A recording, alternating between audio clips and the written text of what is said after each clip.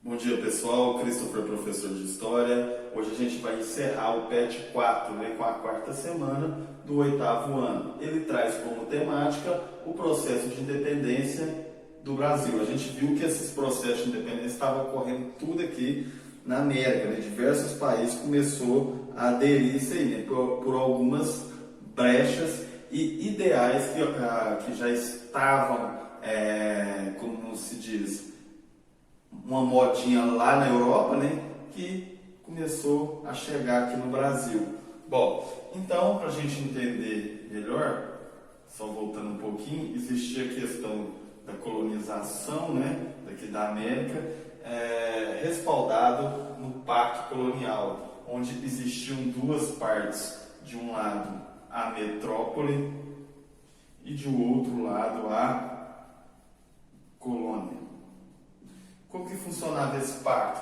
A colônia só deveria comerciar com a sua metrópole. Quem que era a metrópole? Aqueles países, potências da época da Europa, não é? Que veio aqui colonizar os países com a justificativa de trazer a civilização. O que é trazer a civilização? Instaurar a cultura europeia aqui no Brasil.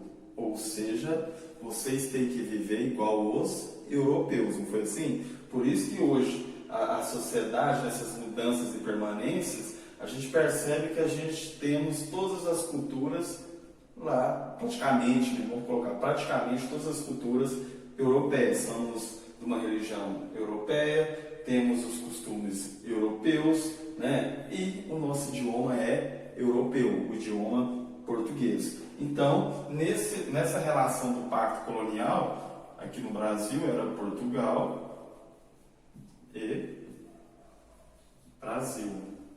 Então, Brasil só poderia comerciar com Portugal. Tá vendo que eu falei nas aulas anteriores que a cultura ela depende do modo de produção vigente do período? Não foi?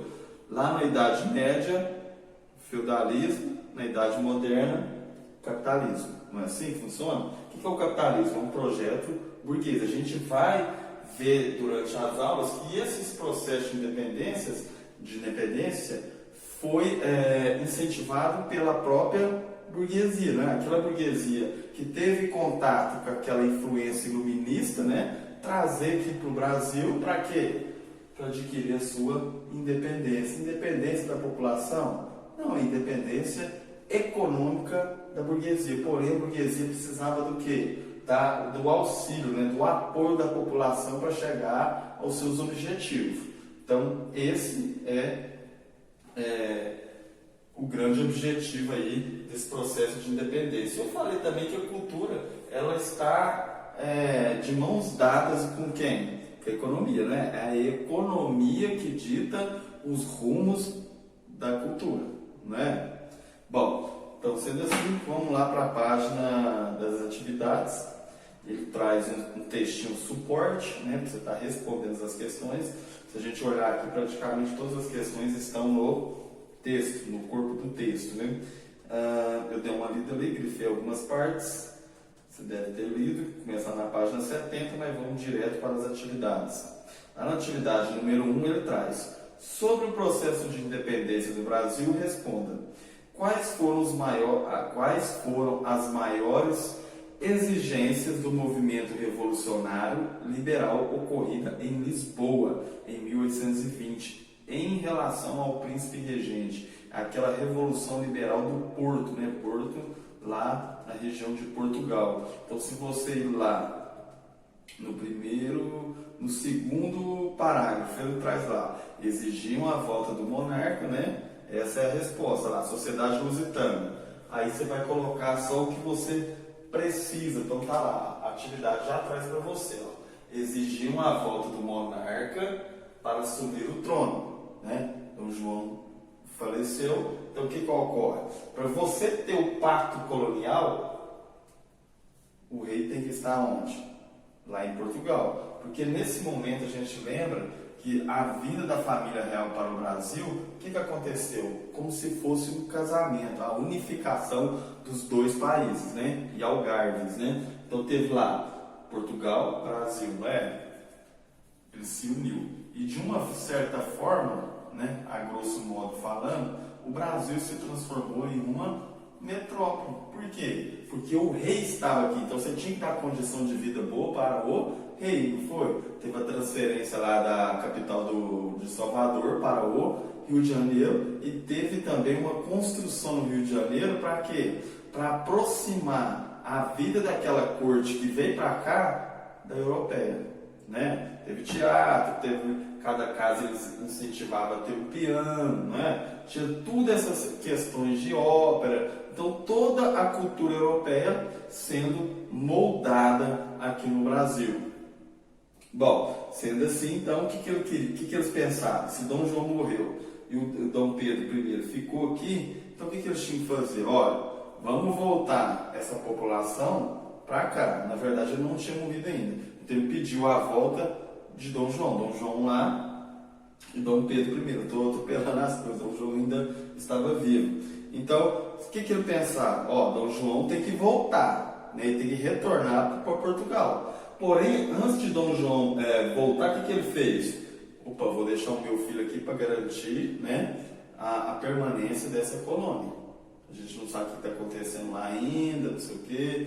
Pode ser que ocorra uma nova investida de outros países e eu tiver que voltar, né? Eu já tenho meu filho ali, como se fosse duas pessoas morando em cidades diferentes. Às vezes você prefere manter uma casa lá e uma aqui, porque se caso acontecer alguma coisa, você pode, né, deslocar de lugar. Então, como Dom João estava lá e Dom Pedro estava aqui, o que a população, a corte pensou? Enquanto tiver um lá e o outro aqui, o pacto colonial não vai voltar a acontecer, porque quando eles vieram para cá, a família real, teve fim, aliás, no fim não, teve uma pausa no pacto colonial. Então, a população comerciante começou a achar bom, não começou? Que ele pensava que a riqueza não precisa estar levando muito lá para Portugal revender na Europa. Então, eles começaram a ganhar muito dinheiro aqui e eles pensavam, opa, esse negócio aí tá bom, né? Então, já que eles querem essa volta, pode ser que a gente se une para quê? Para a gente dar um processo de independência aqui no Brasil. O Brasil não voltar a ter esse pacto colonial. Então, era isso. Exigiam a volta do monarca. Qual monarca? Por enquanto, eu atropelei as coisas. O monarca aqui ainda era o Dom João. Dom João pensou o que eu falei. Ele foi, porém deixou o filho. Para assumir o trono, o que mais? A convocação de uma nova corte, né? Montar todo os seus auxiliares, né, para governar o Portugal, e desejava o retorno do Brasil à condição de colônia. Como assim?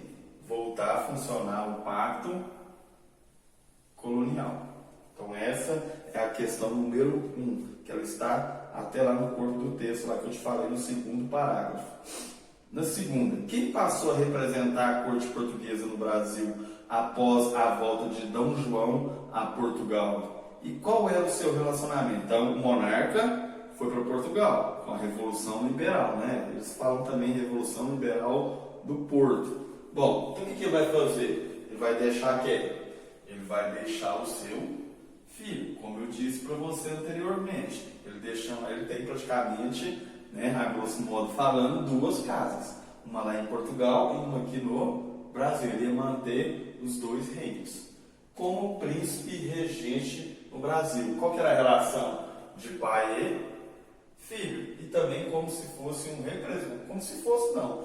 Um representante dele aqui no Brasil. Né? O que é o regente? Aquele que vai organizar a política ali, né? Enquanto Dom João está lá em Portugal, já está em crise lá, né? Por conta desse probleminha de outros governantes estar lá e pedir esse retorno, né? Tem uma crise lá, eles começaram a se revoltar, eles queriam mudança. Então Dom João começou a chegar lá e pensou, vai que aconteceu alguma coisa comigo, né? Porque a gente viu acontecer lá na Revolução Francesa com a execução do rei, então Dom João foi lá, eu acho que já deve estava pensando nessas situações que já começou a ocorrer depois desses. A maioria dessa população tem influência iluminista, aliás, a maioria não. Alguns revoltosos, né? Alguns rebeldes que queriam as mudanças aí, né? Letra C.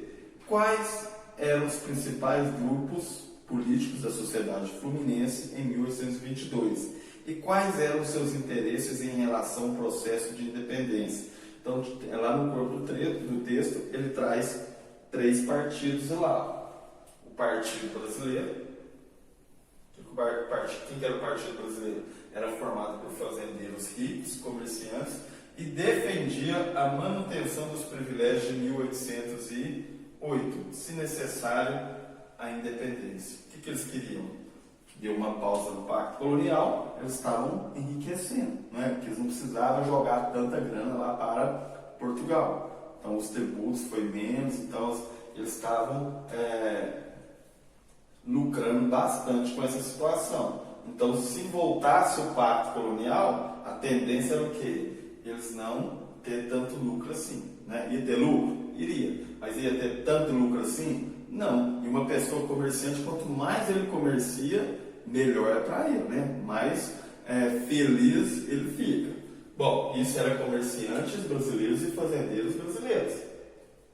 Então vai surgir um outro partido lá, partido português. Normalmente um partido de português, né? O que ele vai querer? Ele vai querer algo bom para a sua nação, porque na hora que foi criado aqueles estados nacionais, criou-se uma identidade nacional, aquilo para a pessoa ser patriota. Então, se ela é patriota, ela quer o bem de Portugal. Por isso lá, formado por comerciantes portugueses, e defendia os interesses da corte em recolonizar ou voltar a funcionar o pacto colonial, porque mesmo eles não estando lá em Portugal, eles estão aqui no Brasil, eles são o quê?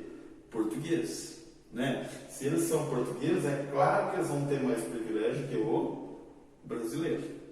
E por último, um partido radical. Quando a gente fala radical, a gente logo entende que não, eu quero mudanças e tudo mais, né? Os famosos rebeldes, né? Aqueles rebeldes que querem, opa, a gente tem que acabar com isso aqui, porque esse aqui está pensando só nos privilégios dele, se necessário. Esse aqui quer recolonizar, e esse aqui quer romper com isso daí. O que ele quer? Membros da sociedade urbana. Defendiam a proclamação da República, que quer dizer isso. Agora a gente não é uma colônia, não, a gente quer transformar o Brasil em um país, né? E quer todo mundo livre. Isso que ele colocou lá. E o fim da escravidão. Porque como você vai ter uma república, coisas públicas, e ainda ter escravizados aqui no Brasil? Então já é totalmente uma ideia contrária uma da outra, né? Proclamou a república, tem que ter a população livre. Então eles eram mais radicais. Questão número 2, ele vai te trazer aquele famoso quadro, né, de independência ou morte, aquilo que a gente sempre lê aí, né? E ele vai pedir para você comparar esse quadro com um relato de historiadores, né? Ele coloca lá, Dom Pedro estaria montado numa... De acordo com os historiadores, a história do Brasil para quem tem pressa. O famoso grito do Ipiranga, não tão glamuroso como a história oficial foi retratada. Então ele traz A, B, C, D, E, né? e relatos, né? Algumas considerações. Dom Pedro estaria montado numa mula, pois estava voltando de uma viagem e este animal seria mais resistente. Então quebra com aquela relação que ele está num cavalo, né? O grito teria acontecido numa colina e não às margens do riacho. Provavelmente o regente estaria com desinteria por ingerir comida estragada. Desinteria, dor de barriga, né? Por estar em viagem, Dom Pedro estaria vestido com roupas comuns e não uniformes de gala. Aqueles uniformes que as pessoas usam mais para desfile. A comitiva de nobres e militares que acompanhavam deveria representar no máximo 14 pessoas. Ele traz uma multidão, né? Ele coloca como se ele tivesse vários apoiadores, né? Letra A. Diante do exposto acima e comparando com o quadro de Pedro Américo de 1888, Quais são os contrastes entre a fala dos historiadores e a pintura? Qual que é o contraste? Qual que é a diferença? A representação da pintura tinha o objetivo de glorificar e enaltecer o fato. Não é isso? Não vai colocar ele como ele vestido mal vestido, com problemas de dor de barriga, montado numa mula, né? Ele não vai querer colocar isso, ele vai querer, né, transformar a pessoa num grande herói, dar importância, né? Por isso que eu coloquei, glorificar, enaltecer o fato. Já os historiadores aproximar o fato da realidade. Eles pensam, para que engrandecer isso aí? Vamos contar a história de acordo com como ela é, né? Porque senão vai ficar parecendo que a gente vai transformar uma pessoa em herói. Será que ele era herói mesmo? Né? Tinha esse questionamento aí. Letra D. É na sua opinião, né? Mas eu coloquei a minha ali, ó.